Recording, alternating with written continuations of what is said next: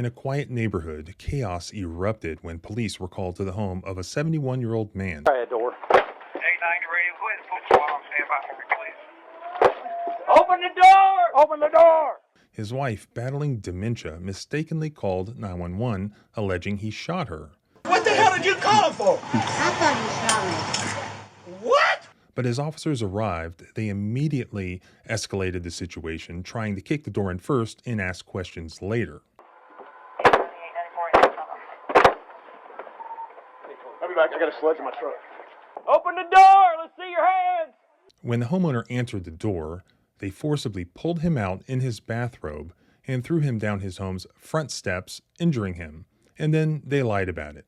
Okay. And he was non-compliant, so we told him to step outside. He wouldn't step outside. Came out, he lost his footing, fell to the ground. What followed was a legal battle that just ended in a six-figure settlement. How did a routine morning, having coffee in your robe, spiral into a nightmare? It involves serious problems at this particular police department on a large scale that were recently exposed in a federal investigation. Let's dive in. And within 4 seconds, I was flying off the porch. That's how much time they gave me, and they said I failed to comply.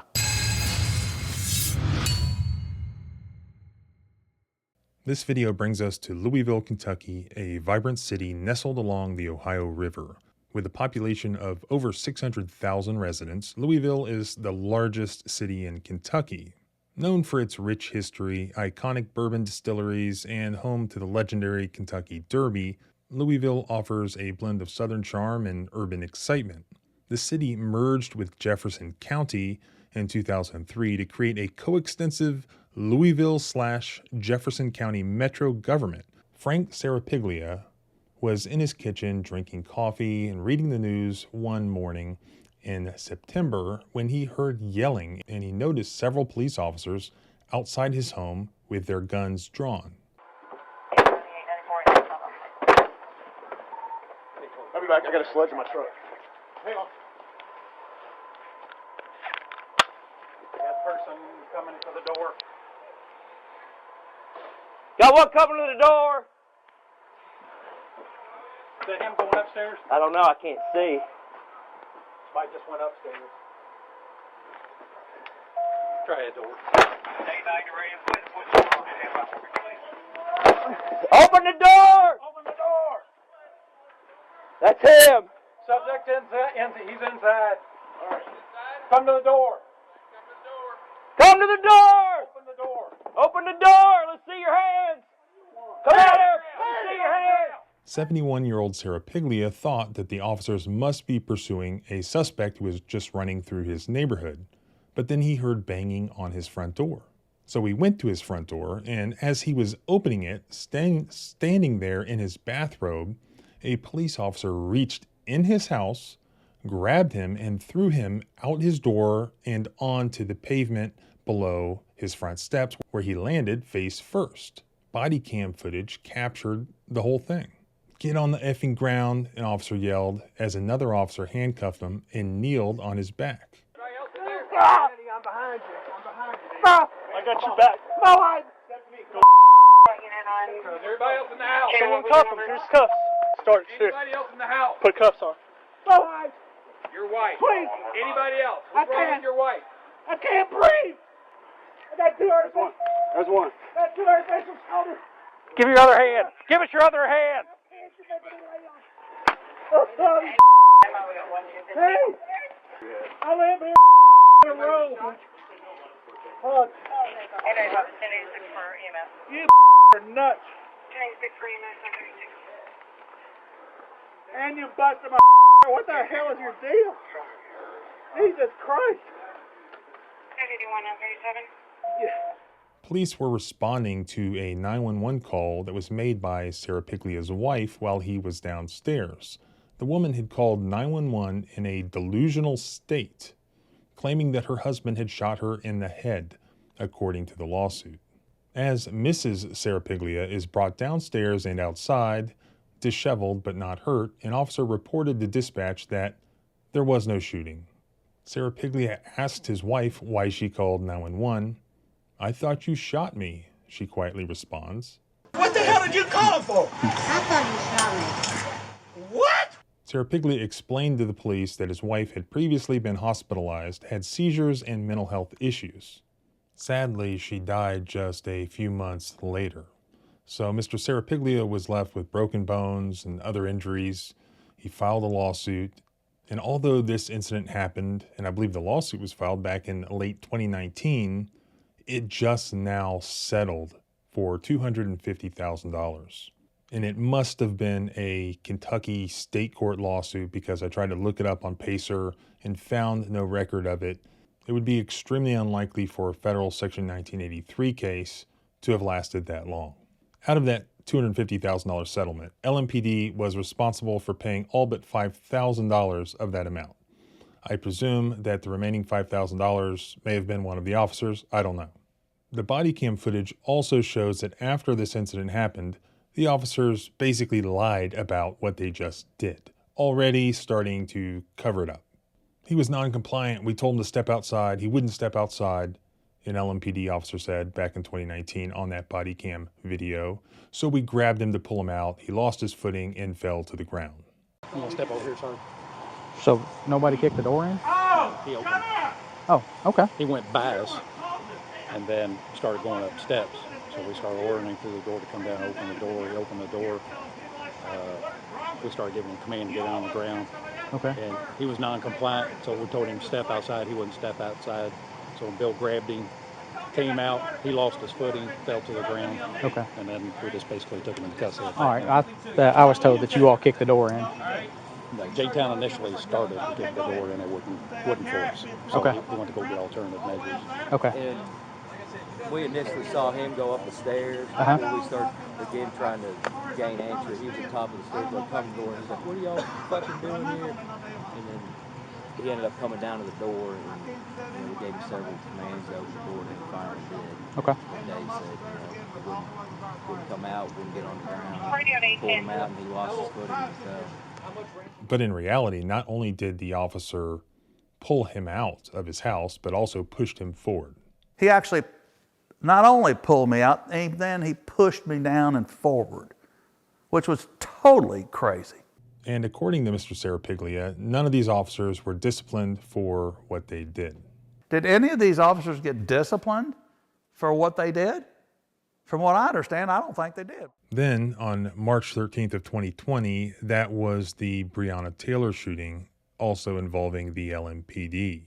As a result of that, bringing attention to the LMPD, on April 26, 2021, the Department of Justice opened an investigation into the Louisville Metro and LMPD with the Civil Rights Division's Special Litigation Section, where I actually used to work.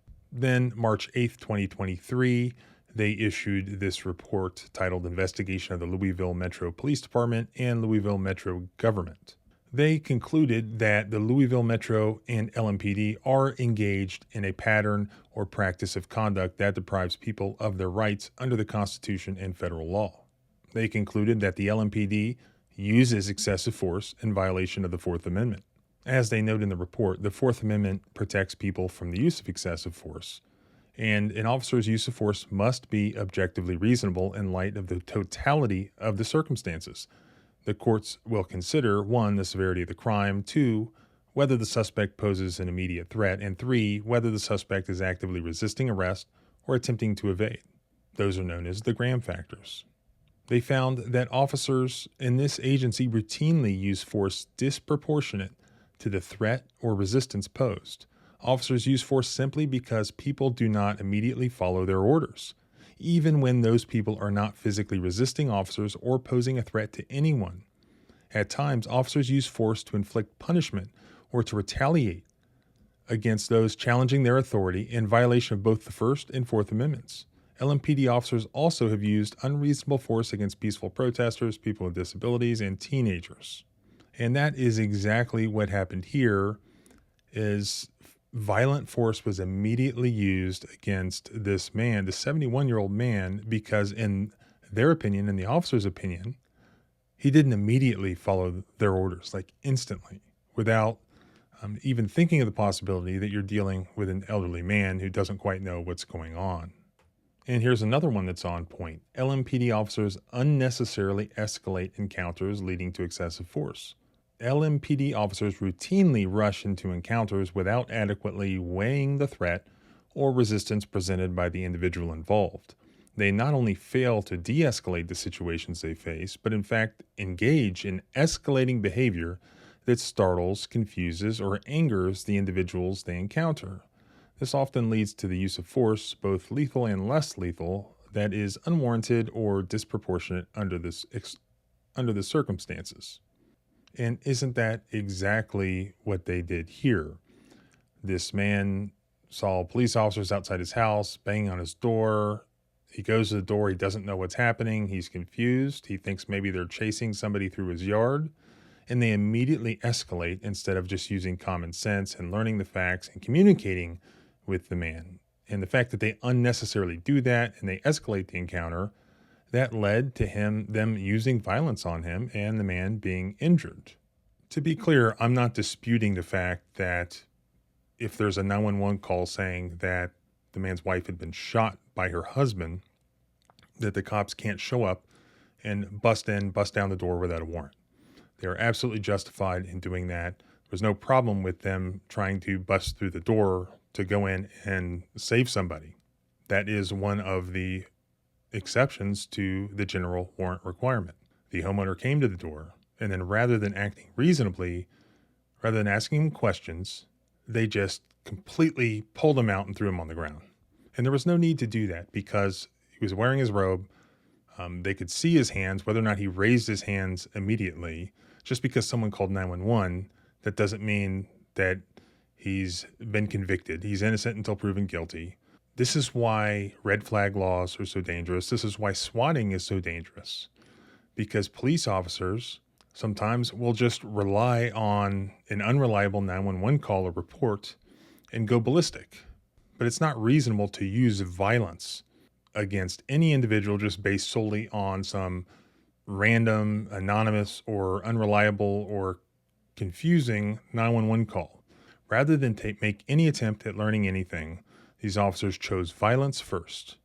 And that's consistent with what the DOJ found in the report. And I think if the DOJ did a deep dive investigation into agencies all across the country, really they'd find the same thing.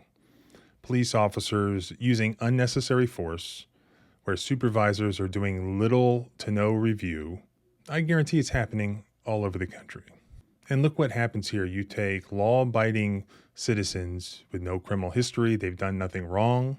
You sour their relationship with the police. Then they wonder why the people don't trust the police anymore. I used to have the utmost respect for police officers, but not anymore. No more. But really what they're learning is that they never should have in the first place. Why? Because it's not about the personalities. It's about, this is a government. You don't just knee-jerk trust the government. You could have police officers you're dealing with who are nice guys, or they could be bad guys. You don't know. You never want to assume. But you know you're dealing with the government, and the government will always try to screw you if it can. And unfortunately, this guy learned the hard way. So thanks for watching. Please subscribe here and at the blog at thecivilrightslawyer.com. If you have a video you want me to review, use the submission link below. Remember, our rights don't end where your fear begins. Freedom is scary. Deal with it.